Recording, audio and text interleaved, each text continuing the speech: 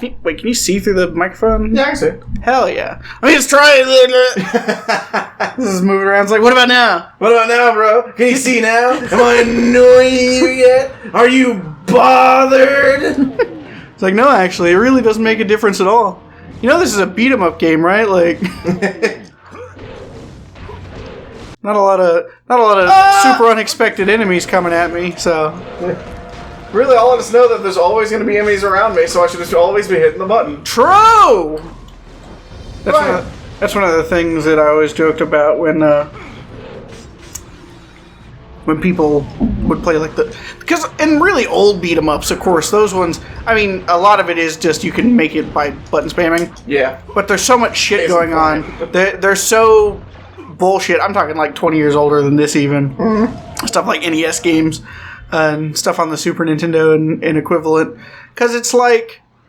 You can make it a long way by being bad at the game and just button mashing every time you're close to an enemy. Right. But they throw so much shit at you that eventually you do have to, like... Kind of know how to play the game or you'll die enough times that you lose. Right. And it's not really a thing so much anymore. I mean, in some games it is. Right. But, like, it's just really funny, and obviously the internet has had this conversation a million times since Dark Souls 1 came out, whatever year that fucking was. 2075. Whoa, it's got another 50 years still before it comes out. Hey man, let Miyazaki cook, alright? It'll be worth it when it comes out. But, like, it's just funny how Dark Souls... A lot of Dark Souls game design, you can look at, like, NES games and be like, huh, that's kind of the same shit that they're doing. I mean, except for it's actually good. Right. Like, I will say, despite the fact that I like a lot of retro games, NES games are, on the whole, bad, even, I might say. Yeah. Not just not that good. I'd say most of them are like, bad games. Yeah, but people will hear that and be like, oh man, that means you hate history. It's like, no, it's just like, as a general rule, when people don't know how to make something yet, the stuff they make is probably not going to be great. Right. And because don't get me wrong, I love, like, Super Mario Bros. 1. Super Mario Bros. 1 had a long way to go. And just because I like it doesn't mean that, it's like an expertly crafted game. Which isn't to say that, like, they were stupid. They did a very good job on it for the time. But it's like if you put out Super Mario Bros. 1, a game that is exactly equivalent to the level of quality that game has today. Right. You would be crucified for making a terrible game. Right. Because it just doesn't hold up in the same kind of way. And obviously, games that have a lot of history, there's a lot more back and forth on that than most games. Because it's like with the original Legend of Zelda and like Zelda 2. Those games aren't very good. Right. And there's lots of people like, oh yeah, no, they suck. But then there's a lot of people like, no, they're amazing because of their like historical significance or whatever. And it's like, if you like them, that's totally fine. And if you think they're well-designed games, that's also, like, it doesn't bother me for us to disagree about that. But also, man, NES games are rough. Yeah. Glad I didn't start gaming until the Nintendo 64. When only 3D games were rough. God, you know what else is rough? Sonic's transition to 3D. True. Man, it's crazy how nobody ever talked about it. What I want to know is, I want to know how the guy who first said that in the video essay feels now. That's like the go-to derogatory anti-Sonic joke. Or at least one of them. Probably a bad sign for your series when there's a bunch of those. True. Well, and it's really interesting, too, how, because Sonic games, not so much anymore, but for a long time, they had a real habit of being well-received and then kind of falling off later on. People are like, well, maybe these weren't actually all that.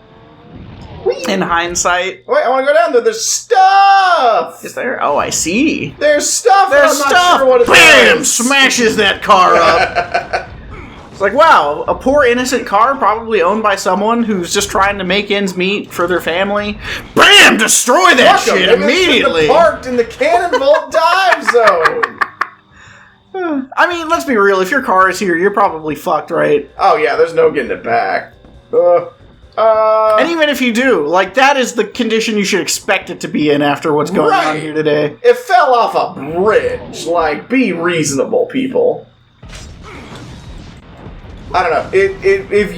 If you lost your car in some kind of like emergency situation, like the city's being evacuated, roads are being torn apart, and you're just gonna have to abandon your car on the side of the highway, do you have any like expectation of getting your car back? Or if you're in a position where you have to abandon your car, do you just cut ties with it and be like, yeah, the car's gone? Yeah, I feel like you really, especially because things are really bad here. Yes. If you get out of your car in this condition, you've run it as far as it can go, it's out of gas, and like you gotta get out of town, shit is just getting worse by the minute. Right.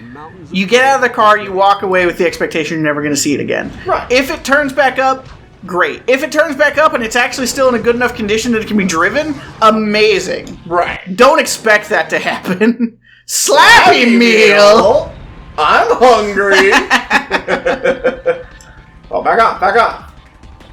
You don't have to tell me you're hungry, bro. Already being like, Buffalo, we hadn't even started yet. I'm hungry. I mean, fair. I can't eat before we record. I have conditions. Yeah. And trust me, I don't like it. No, bro, you seem like the kind of guy who loves having to specifically deny yourself food. It's your favorite. Yeah. Especially when you then show up 30 minutes late. I didn't get off work till 7:30. And when was I here? 7:50. Yeah. Where were you? I'm at McDonald's. You fucker. Because I was hungry. Well, la-dee-doo. And I was like, man, Sacred didn't want to go to Buffalo enough. If I don't eat beforehand, I'm going to say yes. I can't have that happen. I don't like Sacred. Exactly. Or I'm trying to save money. So non-finalized plans by any means, because I got a lot of plans to put together to make sure that well, that's unfortunate. I was rigged. A lot of stuff to put together to make sure that it okay, hell yeah. Yeah. These rain effects really take it out of the PS2. Ah, for sure. Listen, if they couldn't make rain in Fallout 3, how are they going to make rain in any game before that? Exactly. Nor the fact that, like, Morrowind in 2002 had rain. It's impossible. I would never expect anything from Morrowind. But, I think I've come pretty close to deciding that I'm going to quit my job at the beginning of the year. Brother, for real? Yeah, probably. Oh, damn, when did I get that? Well, what's happening, bro? What's the plan? What are all the delicate plans? Tell me on the internet. See, I'm going to quit my job. Yeah? And then not have one for a while. Hell yeah, working something for me. Yeah, I will say, and this is really bad in a way, because, like, being laid off was a terrible thing that happened. Mm-hmm. But also, man, when I think, man, Sacred's not going to work today at the job that he doesn't go to and hate every single day. Like, man, I want to do that. Right. But, I mean, I want to do that and, like, have plenty of money also. Right. Which is a really hard position to be in. Yeah, trust me. Almost nobody can do that. And, so I'm going to wait, see how I feel at the end of the year and plot out some ideas for what I'm going to do. Because if I cash out my 401k, I could live for quite a while. But right. I really don't want to if I can avoid it. Right. I'd rather be rejuvenated and have another job at some point so that I don't have to drain my retirement fund when I'm 31. I didn't worry about it. Yeah. Doesn't necessarily make it a good idea. I'll be dead before I can retire anyway. Well. Besides, the rate we're going, retirement age is going to be crisp old 82. This is true. I'm not relying on the idea that I'll be able to... Because, like, on my... in my retirement thing, it's like, when do you plan to retire? And I've just got it set for 62 because that's currently the youngest you can be to start drawing Social Security. It's like, fuck it, I'll put it there. And if I'm ready to retire, then great. And if I'm not, then oh well. Right. But I'm not relying on the idea that, oh yeah, in 31 years from now, I'll definitely be able to retire. That's totally be a made man. Yeah, so, we'll see. But, But if I end up having to get into my 401k money, I make enough money now, and since I'm divorced now, if I pulled it this year, I'd pay so much extra money in taxes, it's not even funny. So it's like, man, if I just wait to the beginning-ish of next year, I can pull it and not pay taxes at all on a bunch of it, and only pay a little taxes on a bunch of it. And then, even if I were to, like, not work literally all year, then I wouldn't be just bankrupting myself completely for no reason. Right. I mean, so like, what's your plan after that? Like, obviously, that's like, what's the plan in the immediate other than just not having a job that you hate and make you want to kill yourself all the time?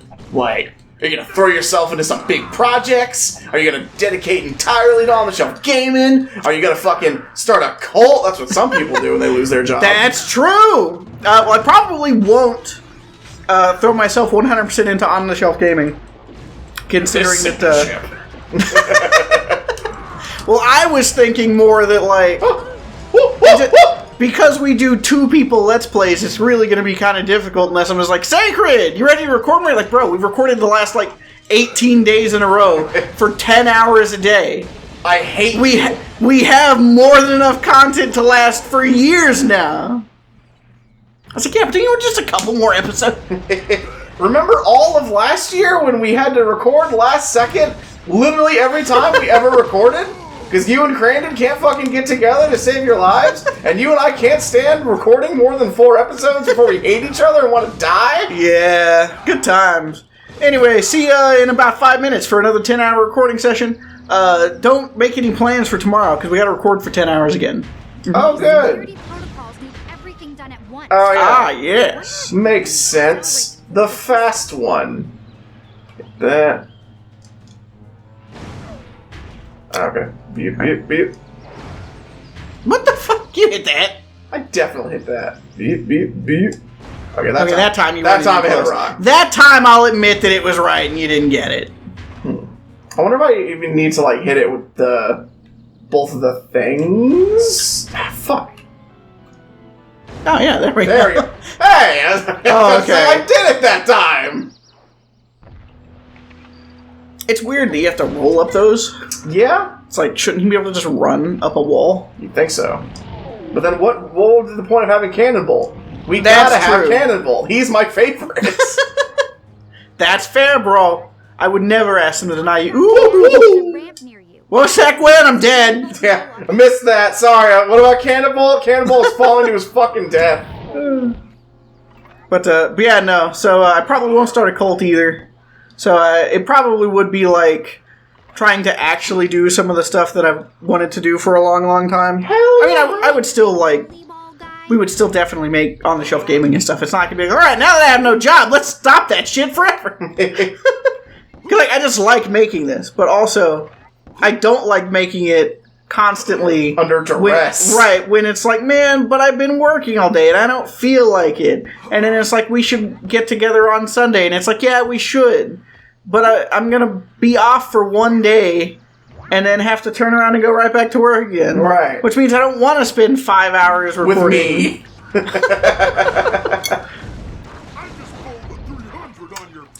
But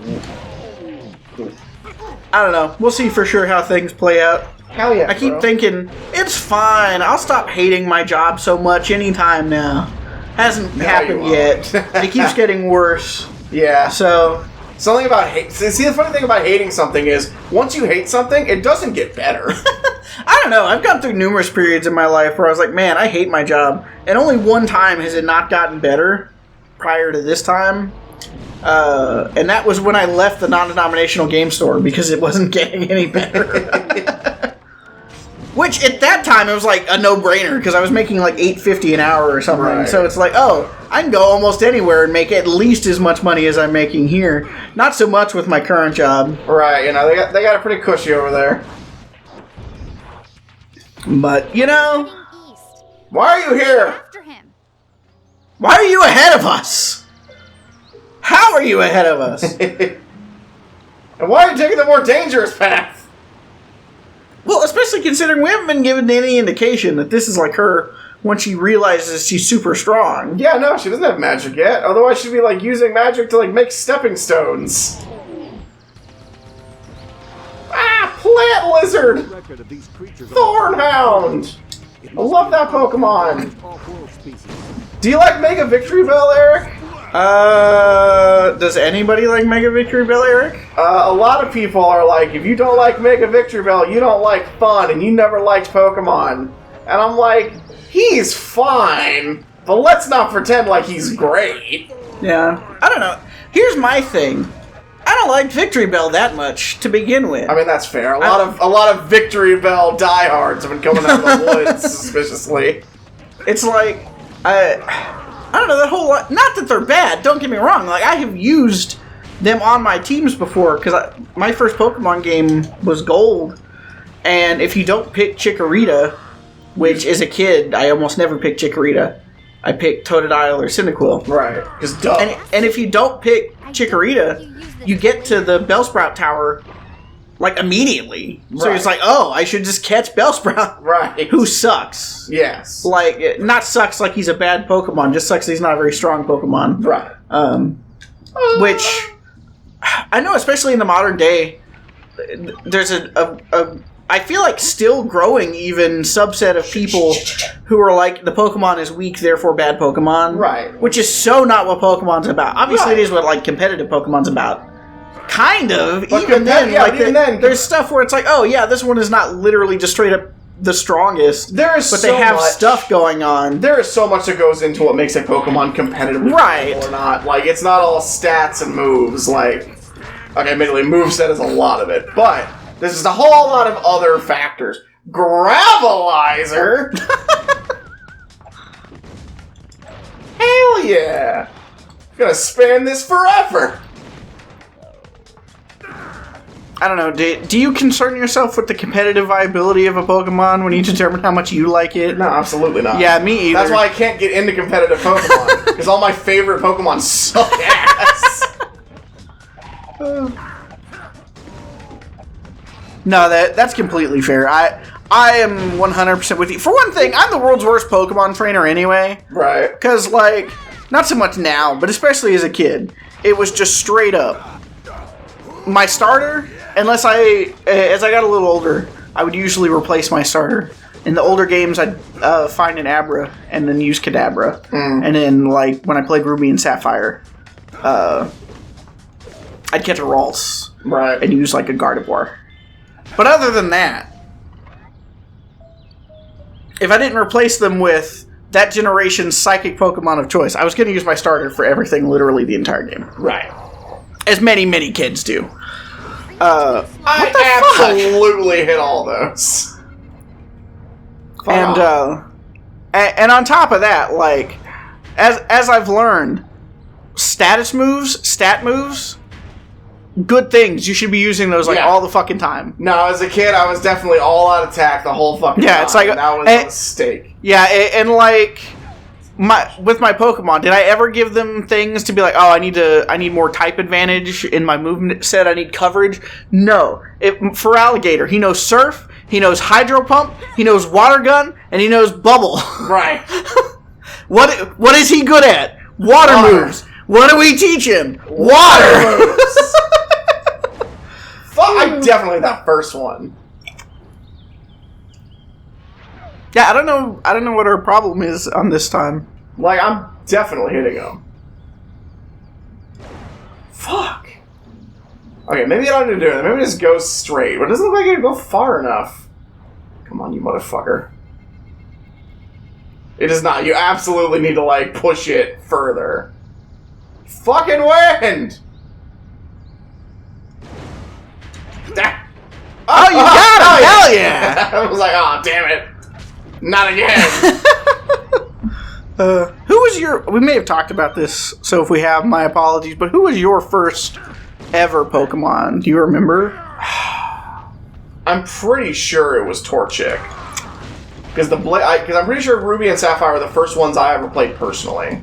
Hell yeah. And I'm pretty sure I picked Chikorita because fire is cooler than water or grass. Not Chikorita. Torchic. Yeah, Torchic, that's right. No, that's fair. Like I say, my first one was Gold, and I picked Totodile He's my first time. He is! And not only that, he's super cool looking! And don't get me wrong, because like I like the designs of both Chikorita and Cyndaquil also. Like, right. All three of them have good designs. All starters look good to me. I was like, I don't even know how old when Gold and Silver came out, like 7 or something? And so it's like Chikorita, yeah, they're cute. And Cyndaquil, they're kind of cool and cute. Totodile is just a cool little dude. He's a little crocodile. So I look at that guy and I'm like, holy shit! That's the coolest thing I've ever seen! Get on my team right now! And then he evolves into Crocodile. I'm like, oh. Yeah. No, I pretty much... And then he becomes Feraligatr. I'm like, holy shit! Honestly, the Crocodile part is so hard for me to get through, I always just keep him as a Totodile the whole time. They can get just as good stat and move-wise, so I was like, yeah, fuck it. Now, that's my toxic trait. It's why I love fucking Sloth. Is I think all the starter Pokemon are good. I don't think there's a single bad starter Pokemon. That's fair. I would tend to agree with that. That's a thing, though. Like, I really don't think there's that many bad Pokemon in general. Right. So it makes sense that they would, like, really nail it with the most important Pokemon in any given in the game. Because it's like, who are the most important ones? Definitely the starters, followed, like, by the legendaries. Yeah, the box legendaries. Who I will say, some of the legendaries have more questionable designs than others. It's because they're supposed to be more complicated, I think. Right. They try to look more for sure. They try to look more like your typical RPG boss, and those are really hit or miss, depending on what your preference is for, media that you consume. Yeah. No, absolutely. So, I think the fact that they've knocked it out of the park with pretty much every single starter ever really isn't that big of a surprise. My biggest surprise is really how many, like... How